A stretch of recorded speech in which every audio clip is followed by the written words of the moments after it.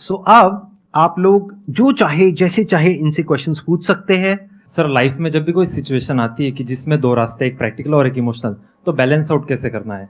Emotional और practical में हमेशा विरोध नहीं होता है, कभी कभी साथ भी चल सकता है। और सिर्फ इमोशनल कुछ नहीं होता, सिर्फ प्रैक्टिकल कुछ नहीं होता, प्रपोर्शन का डिफरेंस होता है। जब इमोशंस आपके दिमाग पर बहुत हावी हों तो फैसला करने से बचना चाहिए, स्पेशली बड़ा फैसला। छोटा तो ठीक है कि आपके दोस्त ने कहा कि दोस्त नहीं एक फिल्म देखेगा मेरे साथ, आप इमोशनल हो जाके देख ली फिल्म, क्या हो गया, कोई नुकसान नहीं होगा। पर कोई ये कहे कि तो मुझसे प्यार नहीं करते, शादी नहीं कर सकते मुझसे और हमने शादी कर ली, ये ठीक नहीं है। सिर्फ इमोशंस में आके बहुत बड़ा फैसला मत कीजिएगा, चाहे वो करियर का हो, चाहे पार्टनर का हो, चाहे कोई भी फैसला हो। प्रैक्टिकल इतना नहीं हो जाना है कि आप मशीन, रोबोट या पत्थर बन जाएं। क्योंकि आप कितने भी सक्सेसफुल हो, यदि आप इमोशनली सक्सेसफुल नहीं है, इमोशनली स्टेबल नहीं है, इमोशनली वेलबींग के स्टेट में नहीं है, तो आपकी सक्सेस किसी काम की नहीं है, एकदम मीनिंगलेस है। So the success in totality needs emotional happiness, emotional stability as well. इसलिए इमोशंस को खारिज करके जिएंगे तो शायद कुछ अचीवमेंट्स बड़ी हो जाएं, पर वो किसी काम की नहीं है। केवल इमोशंस पे चलेंगे तो हो सकता है कि अचीवमेंट जिंदगी में ज्यादा हो ना पाए। तो बैलेंस की बात है। और सबसे अच्छा तरीका है, जब बहुत इमोशंस हो, इंटेंसिटी बहुत ज्यादा हो, सिर्फ एक तरीका मैं जो अपनाता हूं, उस क्षण में फैसला नहीं करना है। कुछ भी हो, कोई कितना भी प्रेशराइज करे, सिर्फ इतना बोलिए कि मैं 24 घंटे बाद बताऊंगा आपको, थोड़ा सोचूंगा इस बारे में। और यदि आपने उस मोमेंट से खुद को बाहर निकाल लिया तो फिर आप डिटैच होकर देख पाएंगे, और थोड़ा सा प्रैक्टिकल एलिमेंट भी रहे, इमोशनल एलिमेंट भी रहे, वो फैसले सबसे अच्छे रहेंगे लाइफ के लिए। मैं आपको एग्जांपल से बात समझाता हूँ।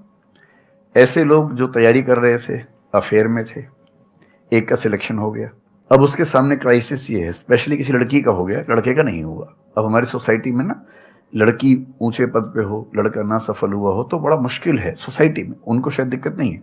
अब वो लड़की प्रैक्टिकल नहीं है कि मैं तुमसे शादी करूं, ये कह के अगर हट जाती है और शादी करती है किसी ऐसे व्यक्ति से जो बहुत सफल है।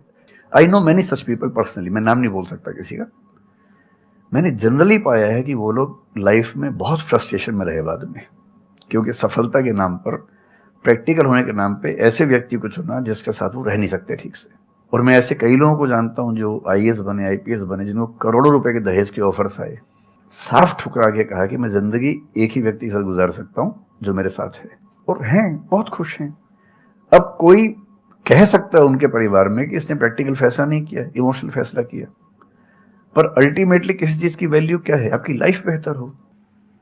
यूट्यूब पे जिसके 1 लाख भी सब्सक्राइबर्स होते हैं वो मोनेटाइज करता है, 1 लाख क्या जब मिनिमम हो सकता है, खूब पैसा कमाते हैं, ब्रांड प्रमोशन करते हैं, साबुन तेल बेचते हैं बीच बीच में। आपका चैनल तो शायद देश में सबसे बड़ा चैनल है, आप चाहें तो कितना नहीं कमा लेंगे। मुझे कुछ दिन पहले एक एजेंसी के लोग मिले जिन्होंने बताया कि इनकी जैसी ख्याति है उस लेवल पर महीने में कोई 5-10 करोड़ भी कमाना चाहे तो कमा सकता है आराम से इस यूट्यूब चैनल से। तो मैंने पूछा कि वो कौन सी चीज है जो आपको इतना मजबूत बनाती है कि आप नहीं इस रास्ते पर जाते, मैं वो जानने में इंटरेस्टेड हूँ। तो 10 मिनट की बात के बाद मैं समझ में आ गया, क्योंकि अल्टीमेटली अगर मैं अपनी वैल्यू के खिलाफ चला गया तो खुश कैसे हो जाऊंगा? पैसा मुझे कैसे खुशी देगा जब मैं ही नहीं रहा, तो खुशी किस बात की? इसलिए इतना प्रैक्टिकल मत होना कि अपनी माँ के, पिता के, भाई बहन, दोस्त, जो प्रेमी प्रेमिका है, उनके इमोशंस के साथ खेलने लगो। इतना प्रैक्टिकल कभी मत होना, इतना इमोशनल मत होना कोई आपको बेवकूफ बना सके, बात बात पर बेवकूफ बनाता रहे। और बैलेंस, जिंदगी जो है ना वो मध्य मार्ग में है, जिंदगी एक्सट्रीम पे नहीं है, मध्य में है। तो प्रैक्टिकल और इमोशन का बैलेंस रखिए, लाइफ बढ़िया होगी।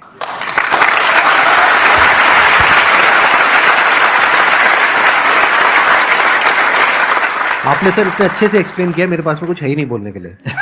यूजुअली मेरे पास में कुछ होता है ऐड करने के लिए, लेकिन आपने पूरा ही उसका ऐसा निचोड़ निकाल दिया। आपने YouTube पे इतना बोला कि सच में नहीं बचा होगा आपके पास।